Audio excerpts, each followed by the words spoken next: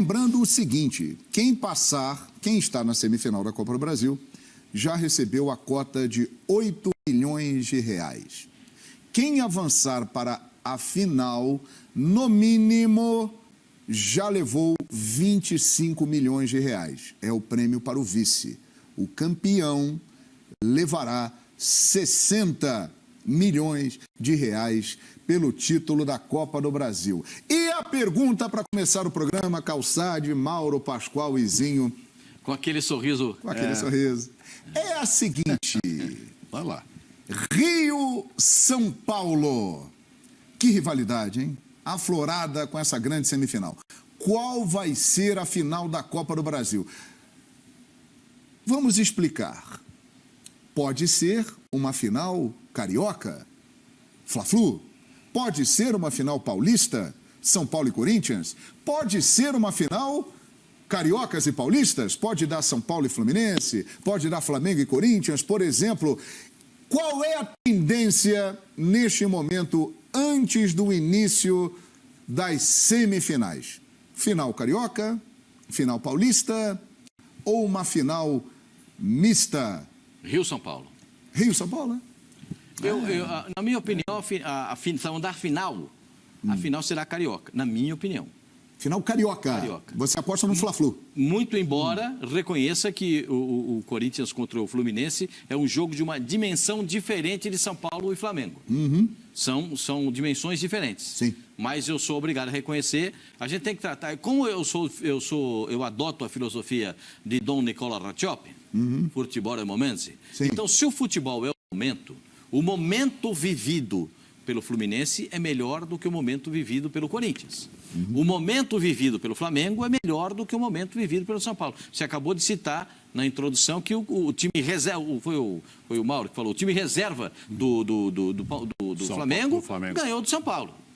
E agora, empatou com o Palmeiras. Dá uma olhada ali, aquele rapaz ali atrás de você, jogando, esse outro rapaz aqui atrás. Não, isso é um perigo, isso é um jogador perigoso, hein? Isso é um jogador dentro da área, que a zagueirada fica de cabelo em pé. Então você acha que os dois ali, a tendência, na sua opinião, é que eles se enfrentem na final da Copa do Brasil? É isso, Pascoal? A tendência. Final carioca. Mas só que é o seguinte, eu nunca vi ninguém ganhar na véspera. Sim, mas a tendência... É melhor jogar. Sim. É melhor jogar. Sim. Mas antes do jogo, reconhecendo o passado de cada um, nesse momento, eu indico o Flamengo e o Fluminense. É a famosa aposta, né? Mas eu não duvido... Palpite, aposta, tudo é antes do jogo. O jogo não aconteceu ainda. Então estamos analisando aqui as tendências, os momentos dos 4 semifinalistas e, na opinião de vocês, quem deve chegar à final. E aí... dá essa combinação, pode ter final carioca, final paulista, uma final entre paulista e carioca. E aí, Zinho? Meu irmão, mais ou menos ali perto da região de Cruzeiro, Itatiaia, na fronteira da Via Dutra, como é que vai ficar isso aí? Como é que é? Tá demais, né? Que semifinal. Isso é muito bom. Eu abri aqui, né? A minha fala foi essa, né? De um momento especial. Imagino como os atletas estão, né? O Flamengo acho que já chegou em São Paulo, o Corinthians também já deve ter chegado aqui no Rio, mas os jogadores já em concentração, ou seja, os treinadores já têm tudo organizado, né? Aquele momento final agora de concentração, na hora da janta ali, aquele bate-papo, fala-se do adversário, aí à noite mostra aquele videozinho, né? Tem aquela resenha, treinador só com os atletas, mostrando mais o adversário, e assim, dia seguinte, já aquela adrenalina de acordar o almoço e já respirando o jogo. Cara, é um momento muito legal e por isso, eu estou falando isso tudo porque eu vivi, né? Eu vivi lá dentro isso. E eu vou te falar que é difícil você ficar falando, esse time é o favorito. A gente aqui, né, como comentarista, é claro que a gente vai analisar o que já foi feito. O momento de cada time agora. Mas o Pascoal falou, tem que jogar, né? Tem que ir para campo. O velho o Vampeta, lá na concentração, a gente na seleção, né? Ele chegava e falava assim, rapaziada, na concentração não, já no estádio, né? Ele entrava no vestiário, todo mundo já lá dentro, ele, Os caras vieram, hein? Vai ter jogo. Não dá mais para desistir. Quem tava com medo, quem tava com frio na barriga, inventa alguma coisa. E outra coisa, hein? Os caras estão com a vontade, estão gritando lá no vestiário. Rapaz, eles estão doidos para ganhar da gente. Era a estratégia dele de motivar os caras, de falar, de botar uma pilha, de descontrair. Ricardo Rocha também fazia muito isso. Então é muito equilíbrio. Essa enquete eu gostaria que fosse feita depois do primeiro jogo, para a gente já saber o que aconteceu, né? No primeiro jogo. Não, mas ficava tem que mais ser fácil. antes, para ficar mais difícil. Agora sim. Mas assim, para não ficar em cima do muro, essa coisa que você fica muito favorito, aparece. Eu não digo zebra, porque para mim, nesses duelos não tem zebra, pela grandeza e a tradição dos clubes. Tem o momento do Flamengo que é melhor do que o do São Paulo. Então, assim, se o São Paulo ganha, não era o ligeiro favorito. Mas eu acho que o Rogério está montando lá uma estratégia, ó, meu amiguinho, o Pablo Maia, cola no Arrascaeta, não deixa ele respirar, não deixa jogar. Se jogar com 3 zagueiros, 2 pega o Pedro e o Gabigol, o outro sobra. Adianta os 2 para bater com os alas do Flamengo. Não deixa o Rodinei subir. Está montando a estratégia para igualar, para competir, e vai depender da atmosfera do Morumbi. Estou falando isso tudo para o seguinte. Acho o Flamengo favorito e o Fluminense favorito. Mas depende muito do que acontece no primeiro jogo, sem dúvida. O que o Pascoal falou, se o São Paulo sair vivo é o quê? Ganhar o jogo. Se for para o Maracanã com empate, fica mais difícil. E o Fluminense tem que ganhar com uma boa vantagem, porque o Corinthians mostrou que tem poder de reação. E se o Vitor Pereira, não inventar, botar aquele time que jogou contra o Atlético Goianiense, dá para competir com esse momento melhor do Fluminense. No momento, Fluminense e Flamengo são favoritos, mas eu não arrisco dizer que esse é o resultado final. Mas se você quer, vai dar Fla-Flu na final. Rapaz, sensacional. Olha, obrigado, Zinho, pela concordância, hein? Você também está no Fla-Flu, né, Pascoal? 1989, o primeiro ano da Copa do Brasil. Grêmio e Sport fizeram a primeira final. Cuca, inclusive, o ex-técnico do Atlético Mineiro, participou daquela conquista e fez gol também. Nunca na história desta competição tão especial, nós tivemos 2 times do Rio e 2 times de São Paulo na semifinal. É a primeira vez na história da Copa do Brasil que acontece isso aí, a semifinal do eixo Rio-São Paulo. Professor Paulo Calçade, tendência, na sua opinião, uma final estadual ou uma final Rio-São Paulo? Bom, João, eu acho que essa palavra é boa. Eu estava pensando aqui. O pré-jogo de qualquer competição é que o mata-mata ele é especialíssimo, né? Todo mundo gosta de mata-mata. Porque você não dá para fazer um Brasileirão, tudo no mata-mata, que você, o calendário fica louco. Mas tem Libertadores, é mata-mata. A Copa do Brasil é mata-mata. Os estaduais chegam num momento que viram mata-mata. Então você tem um campeonato que é a base e o mata-mata de recheio. Então a gente está diante de um que é especial. Eu vejo um lado você tem um favorito enorme, que é o Flamengo. O Flamengo não classificado para a final, vai abrir aqui uma... Imagina o ESPN FC do dia seguinte discutindo isso. O que aconteceu? Porque tem que ter acontecido algo extraordinário no São Paulo e algo que tenha reduzido muito o poder de fogo do Flamengo. Porque existe uma diferença do Flamengo para os outros e o Dorival conseguiu recuperar isso. É gigante. Dos outros, assim, Palmeiras encara, o Atlético Mineiro já está difícil agora, então tem um time que encara o Palmeiras e eles ficam ali. Agora, então eu vejo o Flamengo saindo desse jogo. Do outro lado, tem mais jogo. E estrategicamente, pensando nos 4 treinadores, Dorival vai mudar o quê? Nada. Continuamos jogando como a gente está jogando. É o que ele vai falar dos caras. Ele não vai inventar nada, ele já mexeu no time para domingo, porque ele na quarta-feira vem força máxima. A força máxima é aquele time que a gente sabe. Para mim, uma dúvida é em que momento o Vidal vai entrar na equipe. O Vidal ficou no banco. Sim, mas amanhã começa no banco de novo, viu, Costa? Em que momento ele vai ser o titular? Em um momento ele vai ser. Então, ele não muda nada. Agora o Ceni tem que ter, estrategicamente, tem que inventar alguma coisa. É o coelho da cartola. Ele não pode chegar aí lá, o Pascoal, vamos encarar o Flamengo, aí bate no peito, somos o São Paulo, esse discurso é lindo, mas hoje, jogo por jogo, não pega. Então você tem que ter o jogo brilhante do São Paulo, milagroso, para superar o Flamengo. Então, estrategicamente, Flamengo fica igual, São Paulo se modifica. Eu vejo assim. Do outro lado, dois treinadores que gostam de jogar com a bola, dizem isso para todo mundo, e quando podem fazer, no caso do Vitor Pereira, ele faz. Nem sempre pode. É o cara que mais sofreu desses 4 com desfalques. Só que, estrategicamente, eu acho que os dois vão com aquilo que a gente imagina. Flu, eu tenho a bola, estou em casa, jogo com a bola o tempo máximo que eu puder. Corinthians, pô, que legal, se eu estou sendo atacado, tem as costas dos zagueiros lá do Fluminense para explorar. Mas com a bola, vai jogar. Porque é um time que, com o Renato Augusto, se modifica radicalmente. Esse confronto tem mais jogo. Mas o melhor jogo é o do Fluminense. Então, assim, os melhores são Fluminense e Flamengo chegando na final. Mas eu vejo no jogo de Fluminense e Corinthians mais confronto do que São Paulo e Flamengo. Perfeitamente análise do professor Calçade Mauro Naves. Final carioca, final paulista ou final Rio-São Paulo? Tendência. Tendência, né, João? Eu até acho que semana passada falei sobre isso aqui, depois a gente começa a ver os comentários, né? Não, mas respeita esse time, respeita aquele... Pô, a gente respeita todo mundo, né? Só que jogo é jogo. Jogo é jogo. E outra, é inegável o momento do Flamengo, né? Então, assim, se você falasse assim, independente da final, qual a chance de ser campeão? Você ia falar do Flamengo. Tá um momento aí muito especial com o Dorival. Vai ganhar? Ninguém sabe.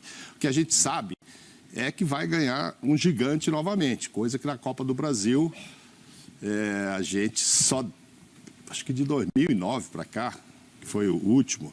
Quer dizer, a gente teve Criciúma, teve Juventude, Santo André e o Paulista, né? Exato. Hoje em dia a gente já não imagina mais que clubes deste tamanho consigam chegar, principalmente quando começaram a entrar os que saem da Libertadores. 2013, a partir daí. Então. Então, assim, ficou...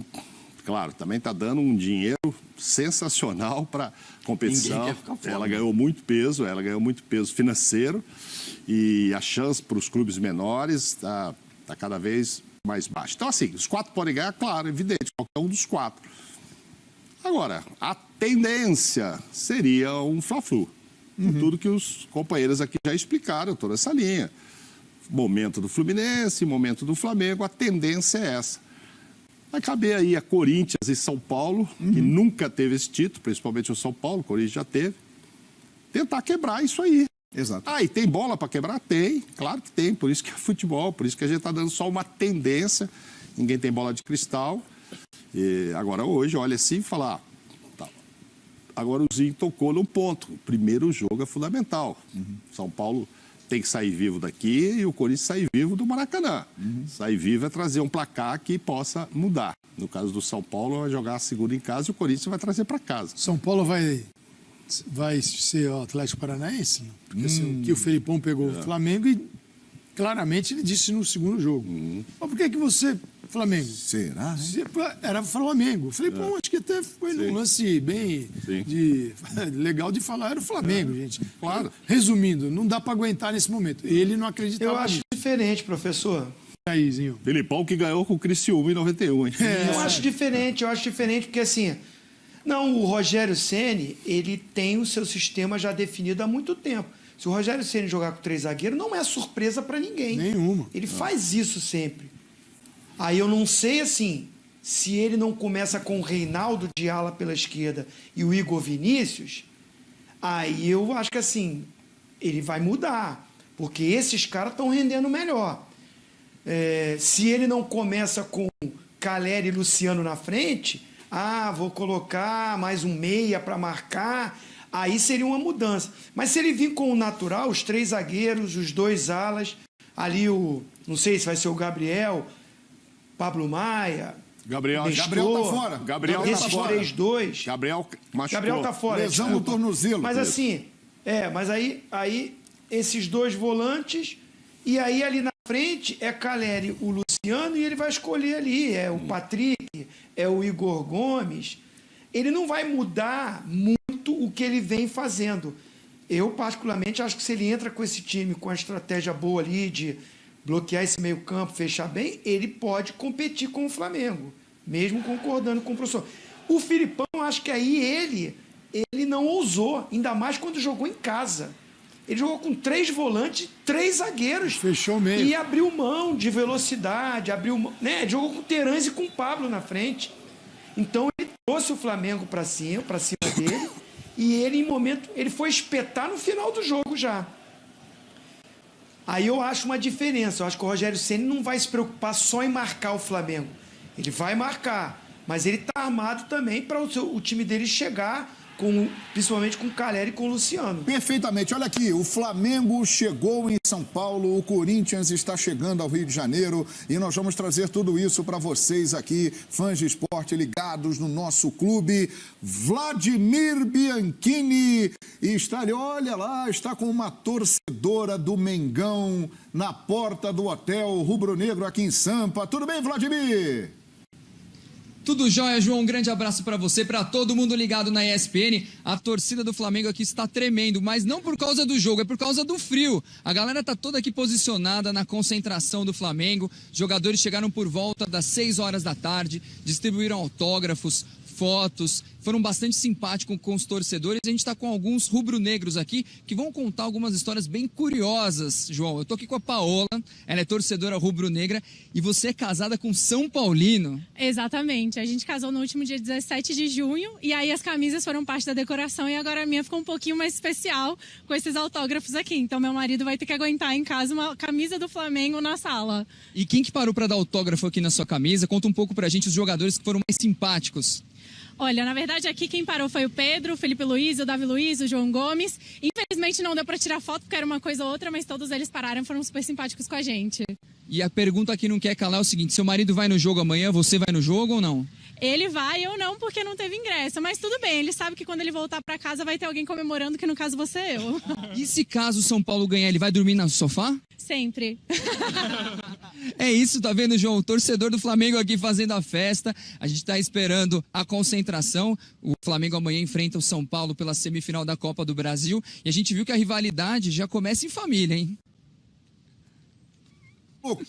Muito legal aí a história da torcedora, né? Casada com o São Paulino e depois em casa ela se entende com o maridão, fica tudo certo. Nós estamos mostrando aí imagens da chegada do Flamengo agora há pouco aqui em São Paulo. Flamengo que treinou no Rio de Janeiro, esteve aqui em São Paulo, né, no último domingo para encarar o Palmeiras, voltou para o Rio e já está de novo aqui em São Paulo.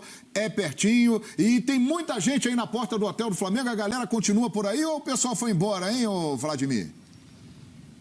Olha, João, por causa do frio, algumas pessoas já foram embora, mas ainda tem uma quantidade, assim, considerável de torcedores rubro-negros que vieram, pediram autógrafos. Eles estão querendo saber o horário que o Flamengo vai sair amanhã para o jogo e tudo mais. Tem também a imprensa especializada, a gente viu alguns colegas de imprensa aqui, também a galera que cobre o Flamengo, né, especificamente. Mas, assim, é uma quantidade bacana de rubro-negros que estão querendo, né, ver o Flamengo se classificar para a final da Copa do Brasil e vencer mais um título, né? É isso aí, bacana, Vladimir, muito obrigado. E a gente vê aí a chegada dos jogadores do Flamengo, ali o Everton Ribeiro. Tem um detalhe interessante. Essa geração, Gabigol, Arrascaeta, né, que começou a brilhar no Flamengo em 2019, eles ganharam praticamente tudo, mas não ganharam a Copa do Brasil. Deu aquela ingresia na chegada do JJ exatamente. Contra o Atlético Paranaense. O Atlético Paranaense e pegou o São Paulo, que não é só a geração, nunca ganhou, né? Exatamente. E o marido da Paola aí, amanhã não vai conseguir os autógrafos da camisa dele, porque os times de São Paulo saem de dentro do CT já no ônibus, já entra no Morumbi. Não.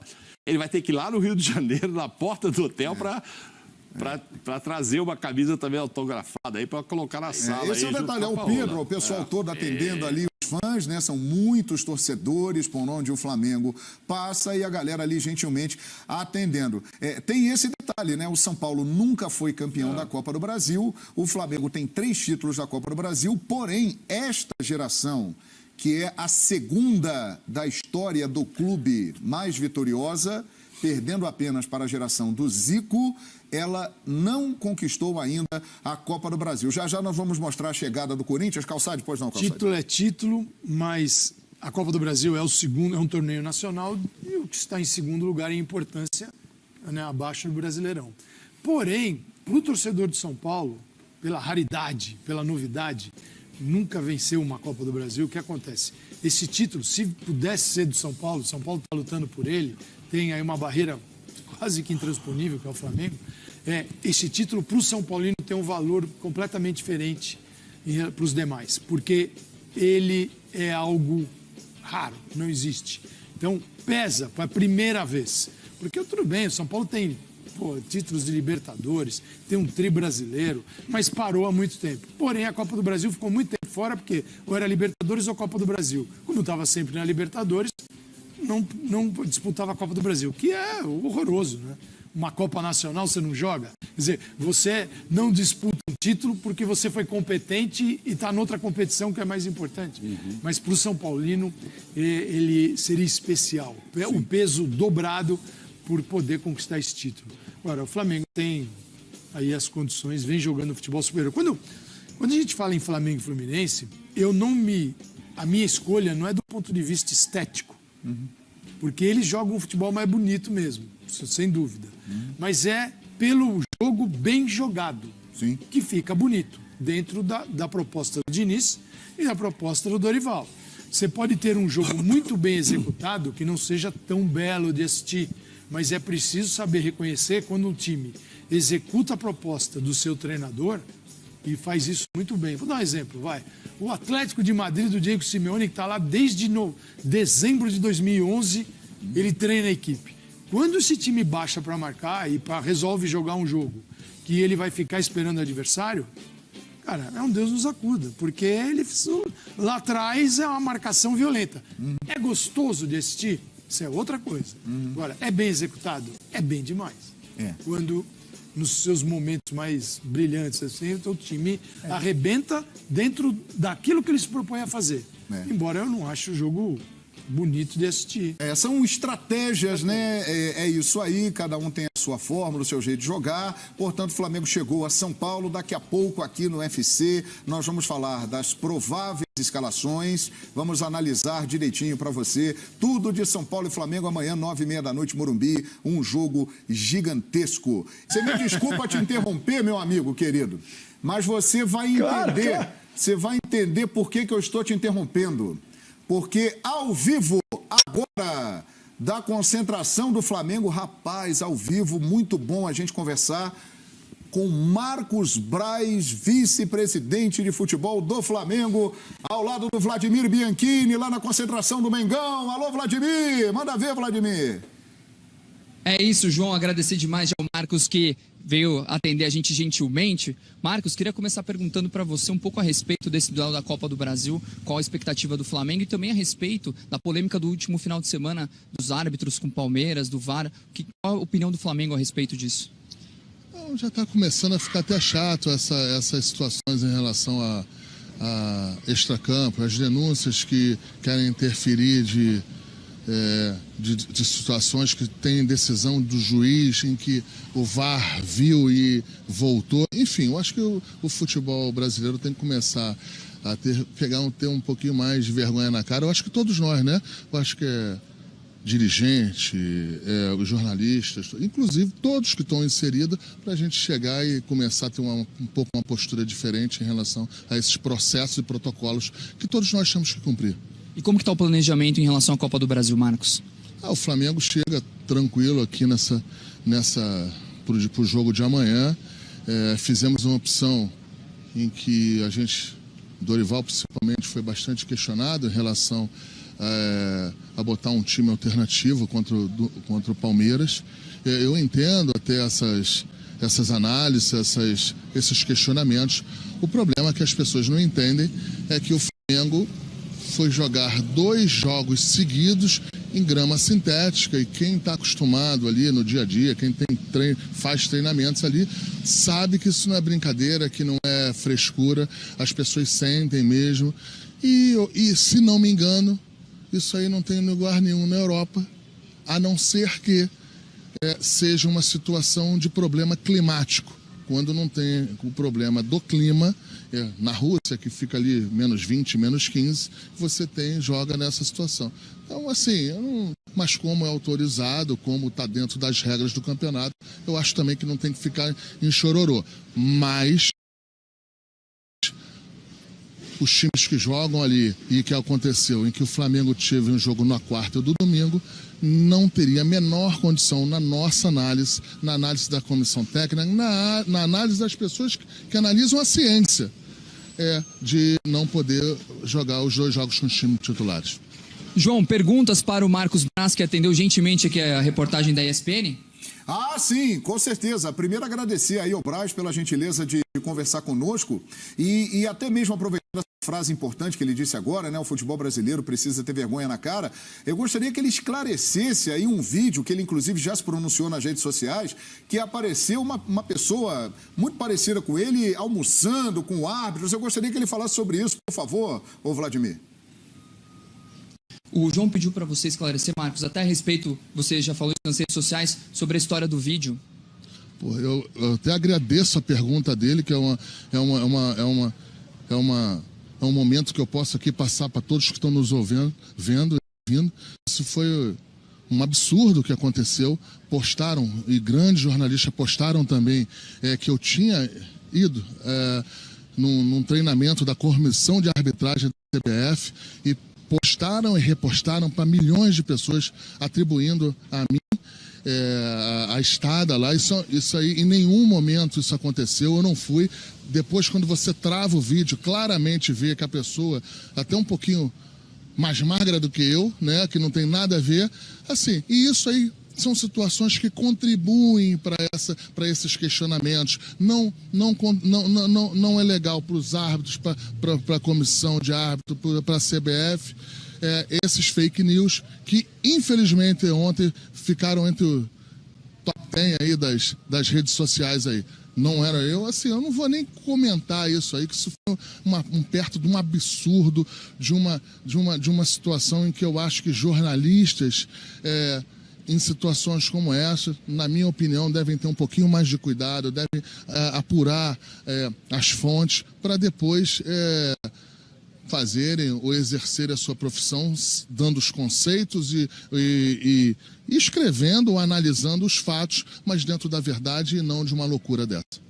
João, mais alguma pergunta para o Marcos? Bom, assim, o Paulo Calçades tem uma pergunta aqui para o Marcos Braz. Pequeninho, é o seguinte, a temporada chega em momentos decisivos, agudos, e algumas decisões importantes são tomadas. Poupar, não poupar, mexer na equipe.